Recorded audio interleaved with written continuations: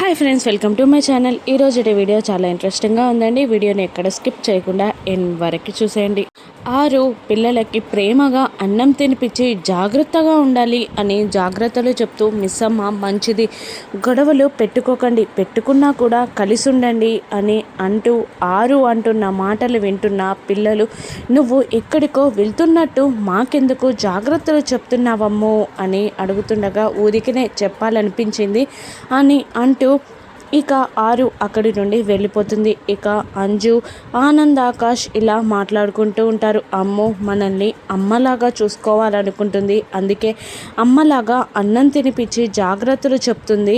మనమే అమ్మో విచిత్రంగా ప్రవర్తిస్తుంది అనుకున్నాం, కానీ అమ్మో మనల్ని అమ్మలాగా చూసుకోవాలనుకుంది అని అంజు అంటూ ఉంటుంది. ఇక మనుని ఆ సౌరవ రౌడీలు కలిసి బలవంతంగా తీసుకెళ్ళిపోతూ ఉంటారు. ఇక మను, అమ్మో సిటీ దాటానంటే ఇక వీళ్ళ నుండి తప్పించుకోవడం నా వల్ల కాదు, అందుకని సిటీలోపే ఏదో ఒకటి చేసి వీళ్ళ నుండి తప్పించుకోవాలి అని మను అనుకుంటూ ఉంటుంది. ఇక వాటర్ కావాలి నాకు అని సౌరవాని అడుగుతుండగా వాటర్ బాటిల్ ఇస్తాడు సౌరవ. ఇక అది కాదు, నాకు కూల్ వాటర్ కావాలి అని మను అడుగుతుండగా అనుమానంగా చూస్తాడు సౌరవ. ఇక నాకు కూల్ వాటర్ తాగడం అలవాటు, నాకు అవే కావాలి అని మను అడగ్గా ఇక సౌరవ ఆ కార్ డ్రైవర్కి షాప్ దగ్గరికి వెళ్ళమని చెప్తూ ఉంటాడు. ఇక షాప్ రాగానే మను కిందికి దిగుతూ ఉండగా, రుకో మేడం రుకో, మీరు కాదు దిగాల్సింది అని అంటూ ఉంటాడు సౌరవ. ఇక మరొక రౌడీ దిగి కూల్ వాటర్ బాటిల్ని తీసుకొచ్చి సౌరవకి ఇవ్వగానే సౌరవ మనుకి ఇస్తాడు. ఇక చేసేది లేక కొన్ని వాటర్ తాగుతూ ఉంటుంది మను. ఆ కాస్త టైం తర్వాత మళ్ళీ నేను ఫేస్ వాష్ చేసుకోవాలి, నాకు చాలా ఇబ్బందిగా ఉంది అని అంటూ ఉంటుంది మను. ఇక సౌరవ కోపంగా చూస్తుండగా, ఇదే లాస్ట్, నేను ఇంకేమీ అడగను, నాకు చాలా ఇబ్బందిగా ఉంది అని మను అనగా ఇక కార్ డ్రైవర్ని కాస్త పక్కకు ఆపమని సౌరవ చెప్తాడు. ఇక మను కిందికి దిగి ఆ వాటర్ బాటిల్లోని వాటర్ తాగుతూ ఉంటుంది, ఫేస్ కూడా వాష్ చేసుకుంటూ ఉంటుంది. ఇక సౌరవ, ఆ రౌడీలు అందరూ అక్కడే సుమో పక్కకి నిలబడి మనుని అబ్జర్వ్ చేస్తూ ఉంటారు. ఇక మను ఆలోచించి ఒక ఐడియా ప్రకారం 4 అడుగులు మెల్లిగా వాళ్ళ వైపు వేయగానే ఒక సౌరవ తప్ప మిగిలిన రౌడీలందరూ సుమో ఎక్కి కూర్చుంటారు. సౌరవ దగ్గరికి వెళ్తుంది మను. ఎక్కి కూర్చోండి మేడం అని సౌరవ అనగానే ఇక తన చేతిలో ఉన్న వాటర్ బాటిల్లోని వాటర్ని సౌరవ ఫేస్ పైన ఫోర్స్గా విసిరికొడుతుంది మను. ఇక సౌరవ ఆ ఫోర్స్ని తట్టుకోలేక కళ్ళు మూసుకోగానే మను అక్కడి నుండి తప్పించుకొని పారిపోతుంది. ఇక పకడో అని సౌరవ అరుస్తుండగా మిగతా రౌడీలందరూ మనుని పట్టుకోవడానికి ప్రయత్నిస్తూ ఉంటారు. మను చాలా ఫాస్ట్గా పరిగెడుతూ ఒక కారు పక్కన దాక్కుంటుంది. ఇక ఆ రౌడీలకి మను కనబడకపోవడంతో వెళ్ళి సౌరవకి మళ్ళీ చెప్తారు. ఇక చి అని అంటూ దేవుడా అని అరుస్తుంటాడు సౌరవ. ఇక రాత్రి కాగానే అమర్ రూమ్లోకి అమ్ము కర్డ్ని, షుగర్ని తీసుకెళ్తుంది. ఇక అది చూసి అమర్ షాక్ అవుతూ ఉంటాడు. ఆరు కూడా అలాగే కర్డ్ని, షుగర్ని తీసుకెళ్తుంది. రాత్రి టైంలో ఇక ఆరుతో గడిపిన టైంని అమర్ గుర్తు చేసుకొని అమ్ముని అలా చూస్తూ ఉండిపోవడంతో, మీకు నైట్ ఇలా తినడం అలవాటు కదా డాడ్, అందుకే తీసుకొచ్చాను అని అనగానే ఇక ఆ కడ్లో షుగర్ వేసుకొని అమర్ తింటూ ఉంటాడు.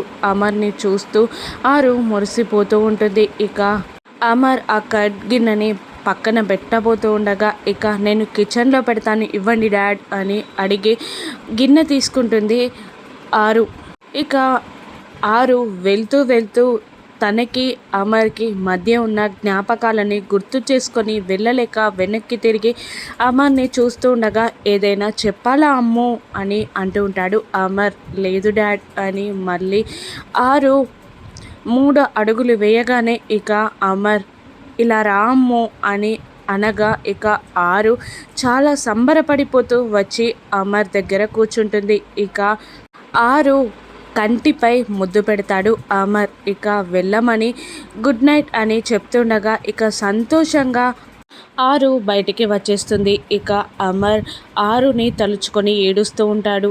ఆరు కూడా బయట అమర్ని తలుచుకొని ఏడుస్తూ ఉంటుంది. ఇక పిల్లల రూమ్లోకి ఆరు వెళ్ళిపోతుంది. అమ్ము పడుకుంటుంది. ఆరు ఆత్మ లేచి పైకి వచ్చి ఇలా మాట్లాడుతూ ఉంటుంది. మీరు పెద్ద పెరగాలి, ఆ తర్వాత ప్రయోజకులు అవ్వాలి, మీకు నచ్చింది చేస్తూ మీకు ఇష్టమైన వాళ్ళని పెళ్లి చేసుకొని ఉంటే చూడాలి అని నా ఆశ తీరకముందే దేవుడు నన్ను తీసుకెళ్ళిపోయాడు. అలా చూసే అదృష్టం నాకు లేదు. కానీ మీరు ఎప్పుడైనా కష్టంలో ఉంటే ఈ అమ్మ మాత్రం ఊరుకోదు, మీ వెంటే ఈ అమ్మ ఉంటుంది అని పిల్లలకి ధైర్యం చెప్తూ పిల్లలందరి నుదుటిపై ముద్దు పెడుతూ వీడుకోలు పడుకుతూ ఉంటుంది ఆరు. ఇక ఆరు కిందికి దిగి వచ్చేస్తూ ఉంటుంది. వారిపోతుంది. ఆరు గార్డెన్లో కూర్చుని ఉంటుంది. ఆకాశంలో ఉరుములు మెరుపులు వస్తాయి. ఇక గుప్తా గారి రాకని ఆరు అర్థం చేసుకుంటుంది. ఇక లేచి నిలబడి అటు ఇటు చూస్తుంది. కానీ గుప్తా గారు కారు. ఇక ఆరు నవ్వుతూ అమ్మయ్య గుప్తా గారు కాదు, ఇక గుప్తా గారేమో అని టెన్షన్ పడిపోయాను అని అంటూ ఉండగానే గుప్తా గారు ఆరు వెనకాల ప్రత్యక్షమవుతారు. అది గమనించని ఆరు ఇలా అంటూ ఉంటుంది, ఆయన గారు టైంకి ఎప్పుడు వస్తారు గనక డెడికేషన్ లేదు, టైం మేనేజ్ లేదు, శ్రద్ధ లేదు, ఏది లేదు ఆయనకి. ఎప్పుడు తిండి జాస మాత్రమే ఉంటుంది. అయినా యమధర్మరాజు గారికి ఏ మాత్రం ఆవగింజంత బుద్ధి ఉన్నా కూడా ఈయన గారిని చిత్ర విచిత్ర గుప్తునిగా అపాయించేసుకునేవారు కాదు అని ఆరు అంటుండగా ఇక పళ్ళు కొరుకుతూ ఉంటాడు గుప్తా గారు. ఇక అదేంటి యమలోకంలో లాగా ఇక్కడ కూడా దంతికలు నవ్విళ్ళ సౌండ్ వస్తుంది అని అంటూ ఆయన గారు ఎందుకు వస్తారులే, ఆయన గారికి పన పాట అని గుప్తా గారికి వచ్చి ఎగతాళిగా మాట్లాడుతూ ఉండగా ఇక గుప్తా గారు బాలిక